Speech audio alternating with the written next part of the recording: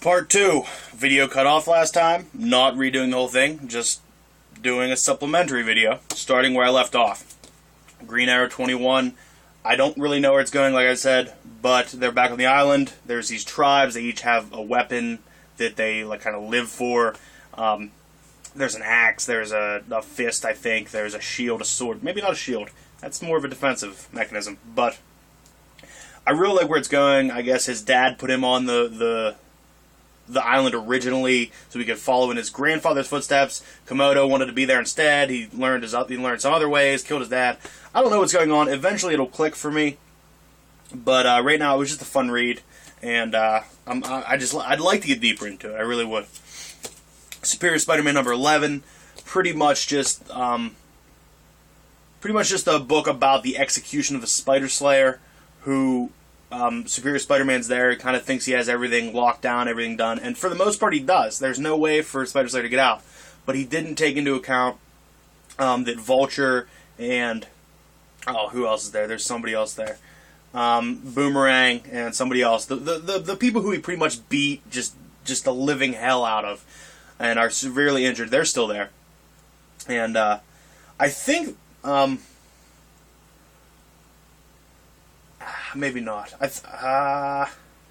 There is somebody else there. I can't remember right offhand, but I guess Spider Slayer's kind of, cybernetic things get involved, and they're going to be kind of his robotic soldiers now or something. I don't know. Interesting little bit though. I didn't expect any of it, and it was all new and fresh, and I really enjoyed it. Digital code not available, already spoken for. Iron Man number 11. You see more. We, not you. We, because I read the book. We see a lot more of Tony Stark as a baby. What his parents had to do to keep him alive. Their deals they had to make. At the end of the last issue, they talked about how they were going to show, well, at least they showed the last picture. It looked like we were going to see what Tony's dad and his mom had to do in order to, work with the recorder, because that was the last page. And then this one opens and it's nothing at all. At the end of this one, they say, that's what you're going to see next issue. So it was still alright. It seemed like a lot of filler. I feel like this little story arc is stretched a little much. It should have ended either this issue, or, if it does end next issue, it should have ended this issue at least. But it might be alright next issue if it ends. If not, it's just stretching way too far. It'll be interesting to see how it works, though. Stormwatch number 21. I have no idea what's going on. I have no idea. I read this book through twice. No idea. Read it. It was fun. It was awesome. But I have no idea what's going on. Jim Starlin's a madman. So hopefully either the next issue I'll figure something out. Issue after I'll figure something out. Or when they cancel this book, which they probably will because nobody else is reading it, I'll read all of them that he's written and maybe it'll make sense. Probably not. Either way, awesome though. Love Jim Starlin. Captain Steele in Earth 2 number 13. I don't know if he's a new character. I never ran into him before. Nice origin though. Nice little origin story in here if it is his first time. He has to go investigate one of those flaming pits that was there since the original armies came to destroy everything in the Earth 2.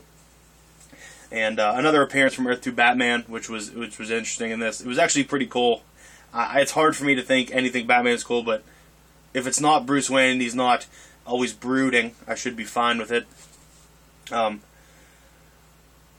He investigates the fire pit, and it seems that there's a Red Lantern in there, a female Red Lantern. So it's going to be interesting to see what this Red Lantern's going to do, who she is, if she's somebody we know. I'm interested in it.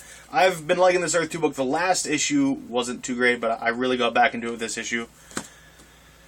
Final book is Superman, Action Comics number 21. And first thing I want to say is, I feel I take my Superman for granted, or my Super family for granted. Because we get Action Comics this week, and then I get Superboy next week, Supergirl in 2 weeks, and then Superman in 3 weeks, and then this again. I just feel like I have it all the time, and I take it for granted, which I don't want to do. And this book was awesome. The fight between Lex Luthor and Superman was awesome. The way he's being sucked from the red sun, and he just jettisons up into the sun to regain his power. Just awesome book. The second story of this, which has to do with the Krypton, some politics in Krypton, I don't know what's going on. It was okay to read, but I have no idea what it was about. I just would like to not take this for granted. That's what I want to do. I want to not take any of my super titles for granted. Love it, though. All digital codes are available except for Avengers and Superior Spider-Man. Hopefully I'll get my subscriptions video up on time next week. I want to do a video showing what I have currently of my Iron Man Volume 1.